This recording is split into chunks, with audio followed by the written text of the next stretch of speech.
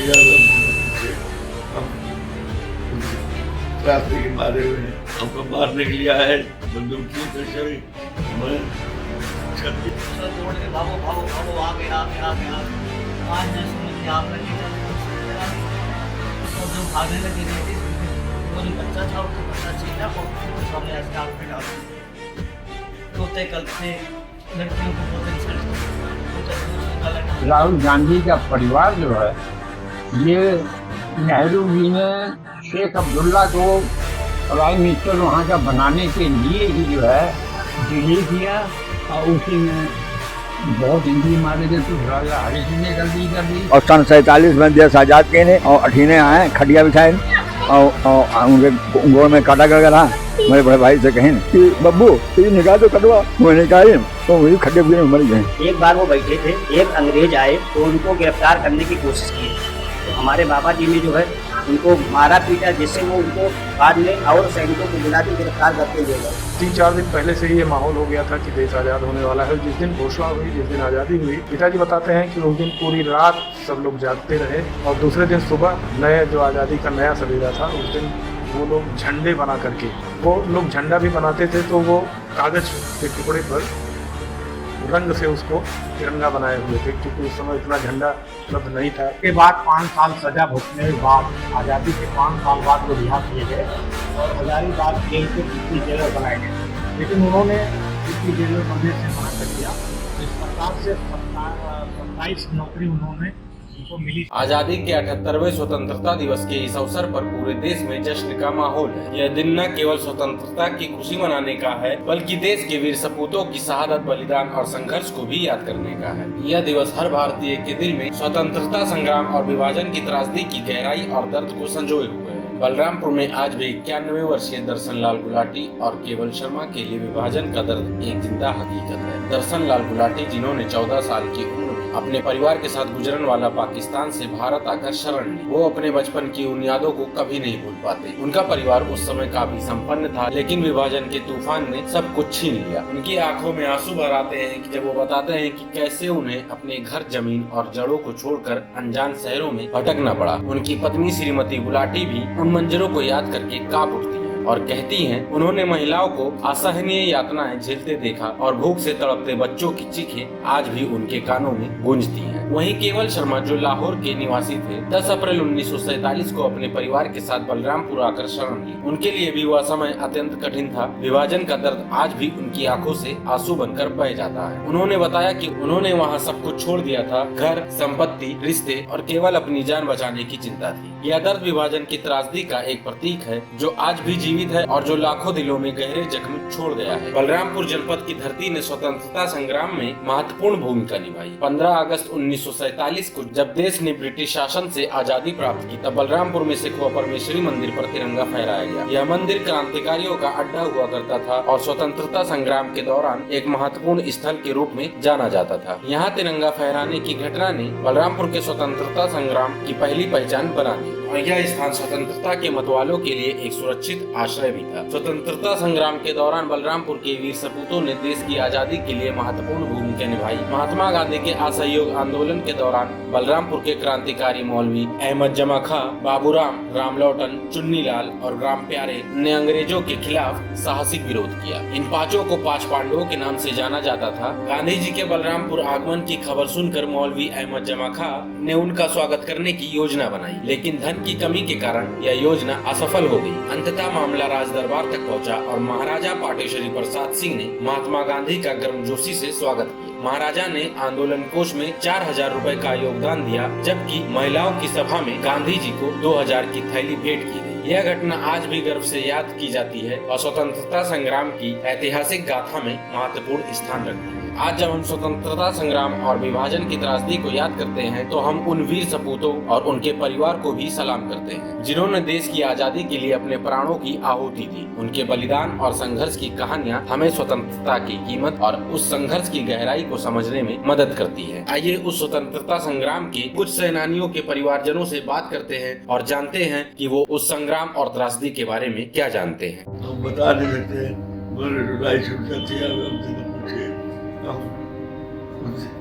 रास्ते के बारे में हमको मारने के लिए आए, बंदूक लेकर चले हमारे छत के ऊपर भी। छत के ऊपर से गोली चला रहे थे।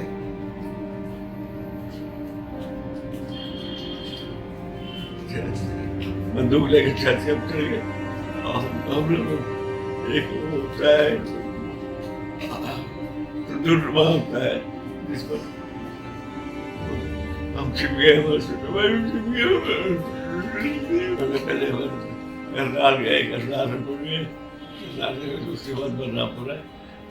पाकिस्तान में ऐसा है, हम लोग थे इधर फर्जियन को हाट के, तो हम लोग पूरा परिवार जो है हमारे दादाजी को राय साहब की बंदी में थे, तो हम लोग घूमने सब आए हुए थे, तो सब घूमने चले गए या पठानकोट वगैरह घूमने गए। हमारे रिश्तेदार जितने चाचा वगैरह थे, हम लोग जो है अपने नानी के यहाँ गए, हमने कहा हम नानी के यहाँ जाएंगे। तो समझ लीजिए कि जिस वक्त हम लोग मंदिर में गए माथा टेकने, उस वक्त दौड़ के भागो भागो भागो, आगे आगे आगे आगे आए हैं, समझिए आग लग गई, चारों तरफ से लगा दी उन लोगों ने।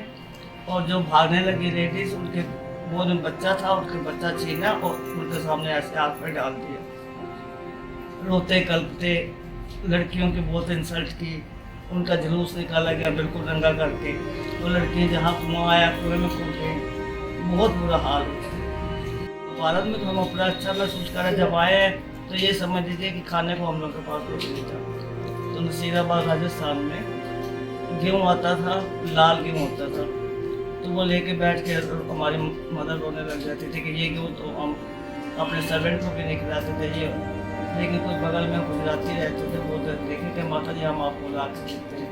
उन्होंने बहुत हम लोग की हेल्प की, और जहाँ रहते भी थे उनके मकान में उन्होंने बहुत हेल्प की है। बहुत बुरा हाल था। सिंधी लोग आए हुए थे, सिंधियों को भी बुरा हाल, परेशान बेचारे, जगह जगह ना कपड़ा पहनने को ना खाने को। कुछ घर के लोगों ने मदद भी की, उसमें उन लोगों ने गुजारा किया, फिर बढ़ते बढ़ते बढ़ गए। मकान हमारा लाहौर में था, पिताजी हमारे बलरामपुर गए और पिताजी वहाँ से हम लोगों को सबको लेके 10 अप्रैल 1947 को 15 अगस्त को तो आज़ादी मिली। और मारकाट तो जुलाई के बाद मारकाट, अगस्त में बहुत, जुलाई से ही बहुत जोर शोर से मारकाट शुरू हुई थी। हम तो सर कहना चाहते हैं कि बहुत अच्छे ढंग से हिंदू मुसलमान सब मिल करके चलते रहें, और जैसा अगर सेकुलर चल सके तो वो देश के लिए, अब मुसलमान को निकाला तो जा नहीं सकता, किसी को भी अब कोई निकाला नहीं जा सकता। सब हिंदुस्तान ऐसा देश है कि जितने भी बाहरी आए यहाँ सबको उन्होंने ऑब्जर्व कर लिया अपने में, किसी को खदेड़ा नहीं, किसी को मारा नहीं, किसी को निकाला नहीं, सबको अपने में जगह दी और जगह देकर उनको, और ऐसे ही चलना चाहिए। हिंदू मुसलमान कोई अलग नहीं किए जा सकते, लेकिन अगर ऐसा हो सके, हालांकि ये जो आजकल की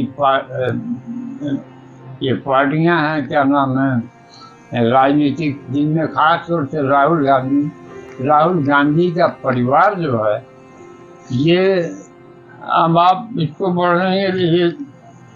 नेहरू जी ने शेख अब्दुल्ला को प्राइम मिनिस्टर वहाँ का बनाने के लिए ही जो है डिले किया, और उसी में बहुत हिंदू मारे गए। कुछ राजा हरि सिंह ने गलती कर दी, और देश को वो आज़ाद रखना चाहते थे, अपने कश्मीर को, कुछ थोड़ा सा टाइम उन्होंने ले लिया, और बाकी टाइम ये तो हर हालत से शेख अब्दुल्ला को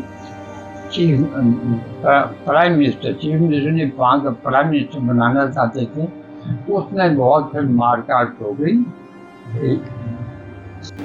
इस महल में अपने बच्चों को उठा करके फेंक करके औरतों ने फिर अपने भी छलांग लगा दी, और एक बहुत बड़ा कुआं इसमें लिखा है, पढ़िएगा।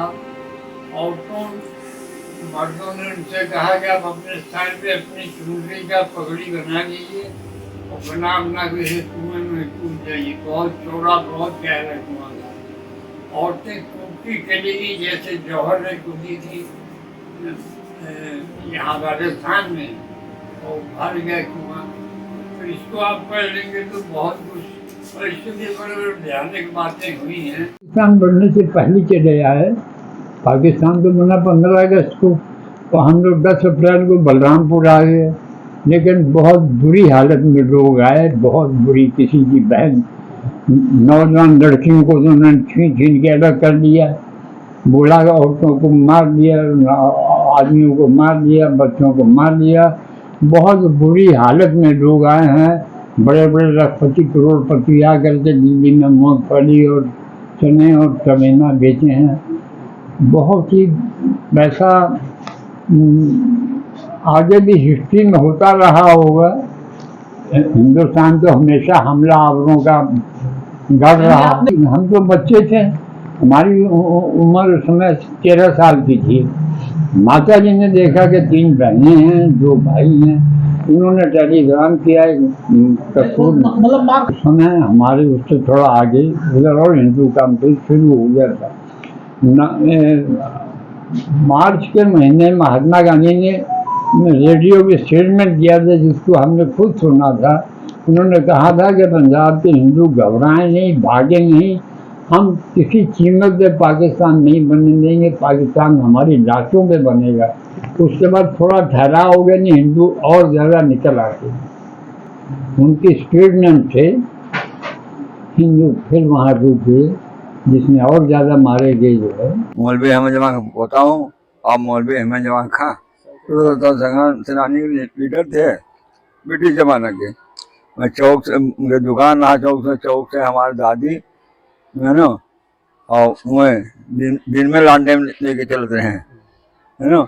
देश आज़ाद करा रखते हैं, और मैं देश के लिए अपनी जान कुर्बान कर दी हैं। सब घर कुरिया सब बेच बाज की 16 यहाँ पे 900 बीघा खेत रहा, सब रहन थे। ठाकुर और बाभन लोग लिए रहें 99 साल के, और अभी तक कुछ नहीं हुआ। हमने सबके लिए कुछ करते नहीं है कोई, भाई हम गरीब हैं तो हम इसलिए कुछ नहीं करा था। और ये मौलवी अहमद जमा खा के याददाश्त बने खाते मैंने मदरसा रहा, इसमें हाथ कोई नहीं डाला है। एक दो विश्वास प्रसाद सिंह आए रहे, उत्तर प्रदेश के मंत्री रहे, और यहाँ पे आए सब देखीं ठीक है कोई कहीं हम 2000 दे, कोई कहे 3000 देवे, और आज तक कुछ नहीं हुआ है। और हम सब ऐसे हैं, मौलवी अहमद जमा खा पोता हूँ, उन सबके लिए कुछ नहीं करते हैं। हम लड़के बच्चे उनके कोई सब मर खत्म हो गया, उनके कोई नहीं है।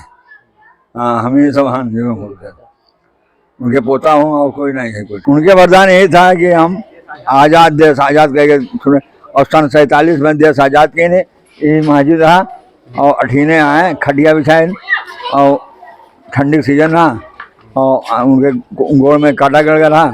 मेरे बड़े भाई से कहें कि बब्बू ये निकाह तो कटवा, वो निकाली, वो वही खड्डे में मर गए। हमारा दादा बहुत वो जेल में बंद रहे हैं, हर जगह तो बंद रहे हुए। आंदोलन भाई आंदोलन बहुत किए हुए। दिन में लालटेन लेके चलते हैं, हमारी दादी और मौलवी अहमद जमा खां बाजार से मेरे पड़ा उनके दुकान रहा, कोई सब मन मराई गए, सब कोई नहीं। पंडित जी रहे, सब हकीम मुनीम रहे, सब मर गए, सब खत्म हो गए हैं, कोई नहीं है यहाँ, कोई है ही नहीं बाबू। बस उन्हीं के पोता होता हूँ गांधी जी तो वहाँ आए हैं। हमारा मोहम्मद मुकीम खान। अहमद जमा खान जी के बारे में क्या जानते हैं? ये जानता हूँ कि बहुत आंदोलन किया है उन्होंने, और 4-5 लोग लेके चुन्नी लाल रहे, और सब उनके साथी रहे, निगरत रहे।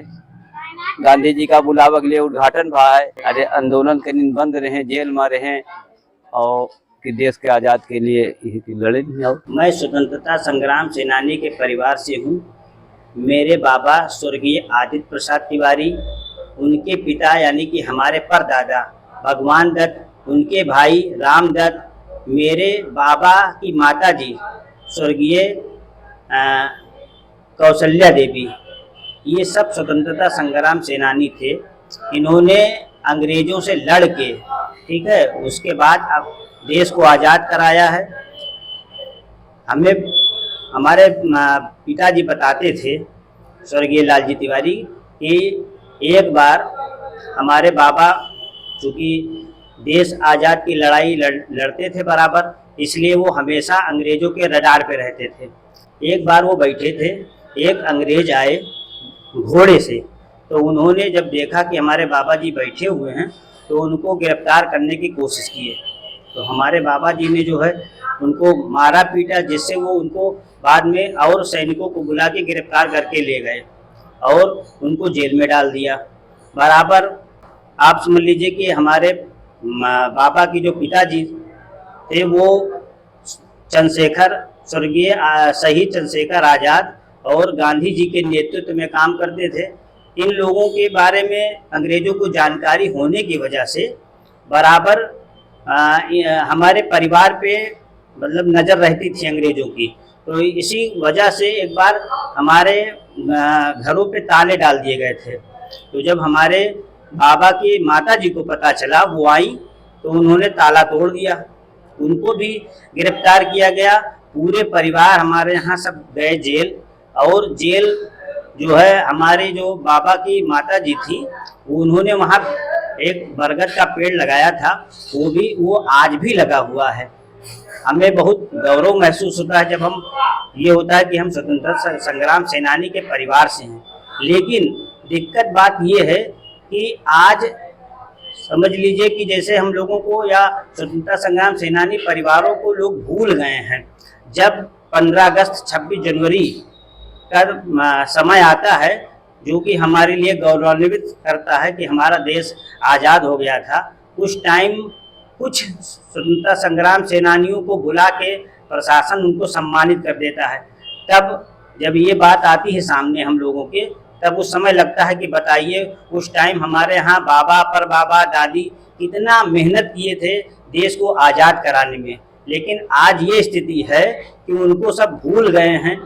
प्रशासन को कहीं ना कहीं स्वतंत्रता संग्राम सेनानियों को इकट्ठा करके पिरोने का काम करना चाहिए, क्योंकि इन्होंने देश को आज़ाद कराने की लड़ाई लड़ी थी। लेकिन आज ये दुख का विषय है, लेकिन तब भी कोई बात नहीं है, हमारा देश आज़ाद हुआ, यही गर्व की बात है और हम लोगों के लिए प्रसन्नता की बात है। और जब मामला आता है तो कि जैसे 15 अगस्त है तो अब हम लोगों को बहुत गौरव महसूस होता है कि हाँ, हमारे बाबा, हमारे परबाबा ने कितना अच्छा काम किया था। आज उन्हीं की वजह से हम लोग सुख चैन से आराम से रह रहे हैं। टेढ़ी बाजार में स्वर्गीय चुन्नी लाल जी थे और राघवेंद्र प्रताप सिंह शिवाजी के पिताजी और बाबू बंसराज सिंह जी, एक कलवारी के अर्जुन प्रसाद मिश्रा जी हैं, उनके पिताजी, एक सतीश मिश्रा जी हैं, उनके पिताजी।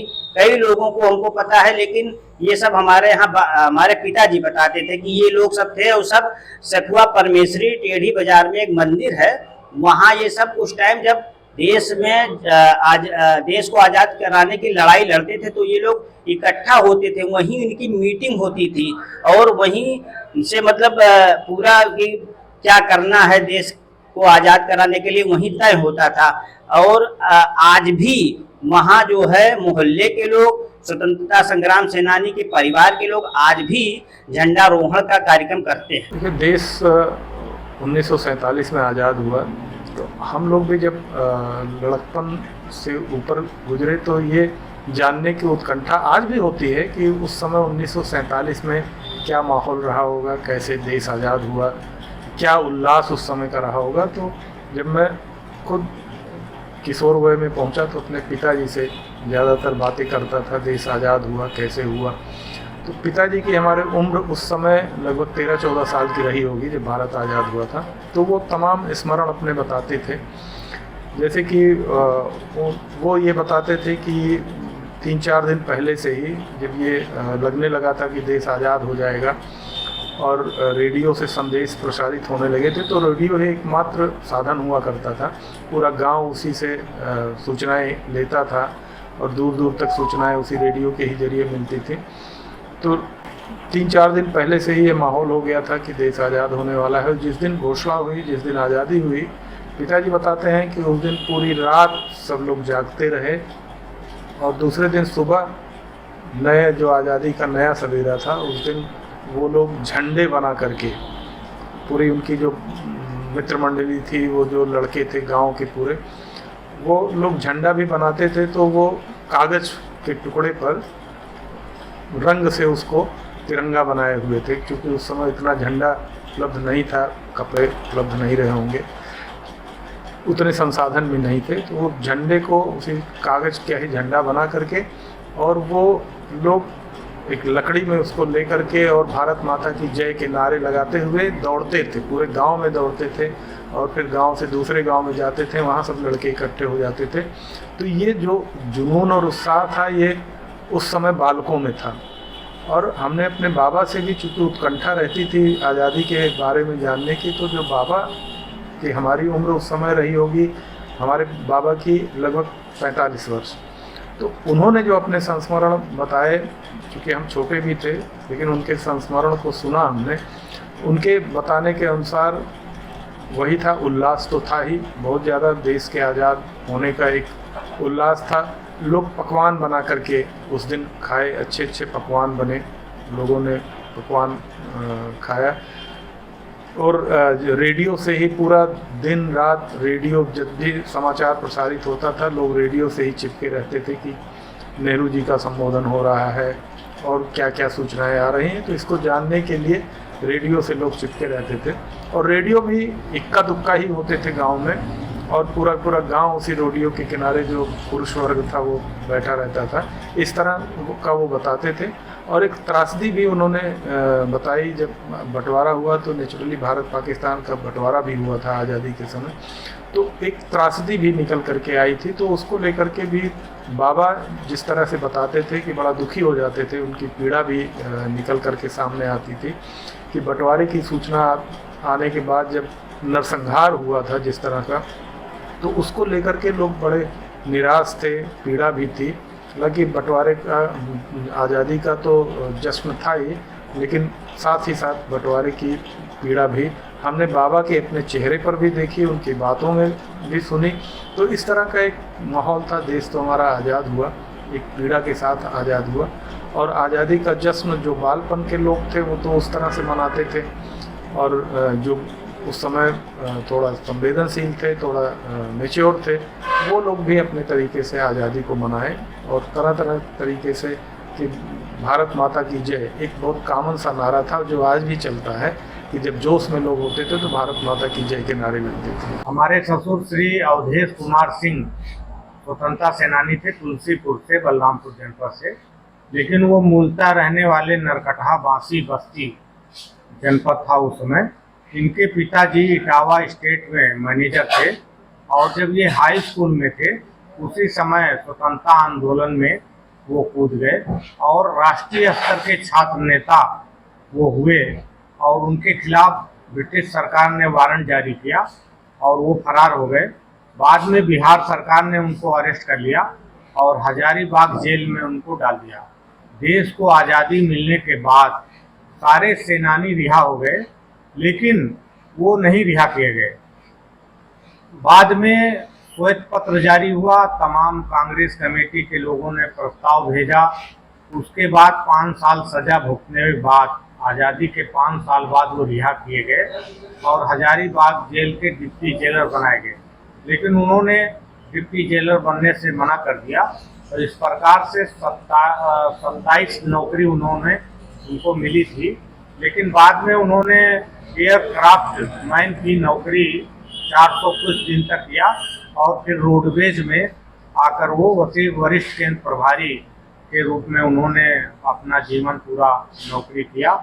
और स्वतंत्रता के बाद जो है, जो भी सुविधाएं सरकार द्वारा स्वतंत्रता सेनानियों को प्रदत्त की जाती है, वो एक भी सुविधा उन्होंने नहीं लिया। कोई एक पल आप अपने और आपके ससुर के बारे में जो है, वो चूंकि हमारे पिताजी भी रोडवेज में थे और वो रोडवेज के वरिष्ठ केंद्र प्रभारी थे, तो मेरे घर आना जाना बहुत रहता था। प्रायः वो हमारे यहाँ ही आया जाया करते थे। तो अपने स्वतंत्रता आंदोलन के बारे में और सारी चीज़ों के बारे में वो चर्चा हमसे भी करते थे और हमको पिताजी कहते थे। तो सारी चर्चाएं उनसे होती रहती थी। राजा दिनेश सिंह के यहाँ वो काफ़ी दिन फरारी में थे, लेकिन जब ये पता लगा कि वो गिरफ्तारी वहाँ भी हो जाएगी तो उन्होंने जो है वहाँ से भी फरार हो गए थे। उनको कई बार राज्यसभा में भेजने के लिए भी वहाँ कांग्रेस का पार्टी ने जो है भेजा था नाम, लेकिन उन्होंने लेने से इनकार कर दिया कि वो हम स्वतंत्रता की लड़ाई जो हमने अपनी सुरक्षा से लड़ी है, देश के लिए लड़ी है, लेकिन हमको उसके बदले कोई सुविधा नहीं लेना है और परिवार के लोगों को भी कोई सुविधा में नहीं दिया। उनके निधन के बाद हमारी पत्नी चूँकि पोस्ट ग्रेजुएट थी, पीएचडी किया, बीएड किया, तो उनको नौकरी मिली, लेकिन वह 5 बहनें थीं, एक बेटा था, लेकिन उनको किसी को भी स्वतंत्रता सेनानी का जो लाभ होता था वो उन्होंने किसी को लेने नहीं दिया।